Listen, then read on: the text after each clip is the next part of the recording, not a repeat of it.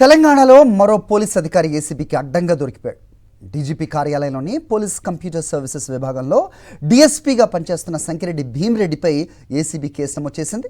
ఆదాయానికి మించిన ఆస్తులు కూడగట్టినట్టుగా వచ్చిన ఆరోపణలతో భీమిరెడ్డి ఇంటితో సహా 16 ప్రాంతాల్లో సోదాలు జరిపారు. డీఎస్పీ నివాసంతో పాటు ఆయన బంధువులు, స్నేహితులు, బినామీల ఇళ్లలో కూడా తనిఖీలు చేశారు. సోదాల్లో భారీగా ఆస్తులు బయటపడ్డాయి. కర్ణాటకతో పాటుగా ఇతర ప్రాంతాల్లో ఈ అగ్రికల్చర్ ల్యాండ్, వ్యవసాయ భూములు, వాణిజ్య భవనాలు, అలాగే నివాస స్థలాలు కూడా ఉన్నట్టుగా గుర్తించారు.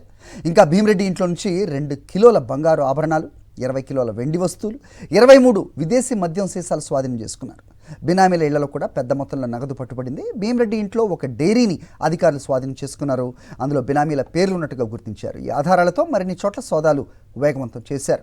ఒక బినామీ ఇంట్లోనే సుమారు 40 లక్షల రూపాయల నగదుతో పాటుగా 16 ఆస్తులకు సంబంధించిన డాక్యుమెంట్స్ దొరికినట్టుగా అధికారులు చెబుతున్నారు.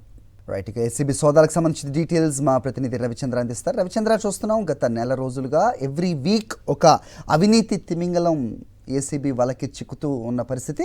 ప్రస్తుతం ఎంత ఆస్తులు గుర్తించారు ఇక్కడ? సో భారీ ఎత్తున పత్రాలు అలాగే మిగతా కూడా గుర్తిస్తున్నట్టు తెలుస్తోంది. ఏంటి ఇన్పుట్స్?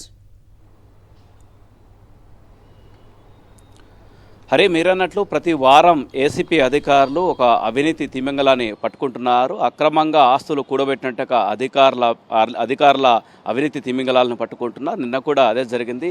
భీమిరెడ్డి డీజీపీ ఆఫీస్లో డిఎస్పీగా పనిచేస్తున్నారు. వీరి నివాసాల్లో కావచ్చు, వీరి బంధువుల నివాసాల్లో 16 చోట్ల ఏకకాలంలో సోదాలు నిర్వహించారు. దీంతో ఆశ్చర్యకరమైన అంశాల్లో ఏసీబీ అధికారులకే ఆశ్చర్యం కల్పించే విధంగా ఆస్తులు బయటపడ్డాయని చెప్పుకోవచ్చు.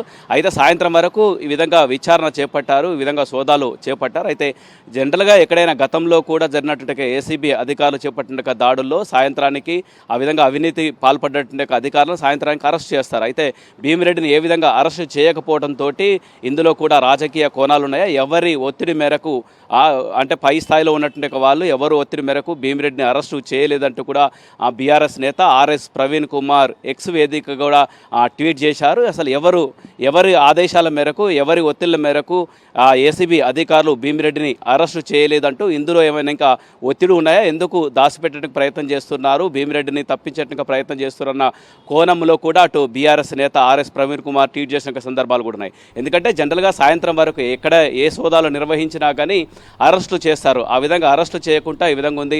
భీమిరెడ్డి నివాసాల్లో కావచ్చు, అందులో చాలా విలువైన భూములు కావచ్చు, ముఖ్యంగా వ్యవసాయ భూములు 45 ఎకరాలు, అంతేకాకుండా గచ్చిబౌలి కావచ్చు, అటు మాదాపూర్, గచ్చిబౌలి, దాంతోపాటు నార్సింగ్ ఏరియాలో, తెల్లాపూర్ ఏరియాలో కూడా విలాసవంతమైన విల్లాలు, కమర్షియల్ కాంప్లెక్స్ ఉన్నటువంటి సందర్భం ఉంది. అంతేకాకుండా బంగారం కూడా 2 కేజీలు, సుమారు 20 కేజీల వెండి ఆభరణాలు, ఈ విధంగా సుమారు 200 కోట్ల ఆస్తులు ఈ విధంగా ఏసీబీ అధికారులు గుర్తించారు. ఇలాంటి అవినీతి తిమింగలాన్ని ఎందుకు అరెస్టు చేయలేదంటూ కూడా అటు బీఆర్ఎస్ నేత ఆర్ఎస్ ప్రవీణ్ కుమార్ ఎక్స్ వేదికగా స్పందించారు. హరి, ఓకే రవిచంద్ర. మరిన్ని అప్డేట్స్ కోసం ఛానల్ ను సబ్స్క్రైబ్ చేయండి. నోటిఫికేషన్స్ కోసం బెల్ ఐకాన్ పై క్లిక్ చేయండి.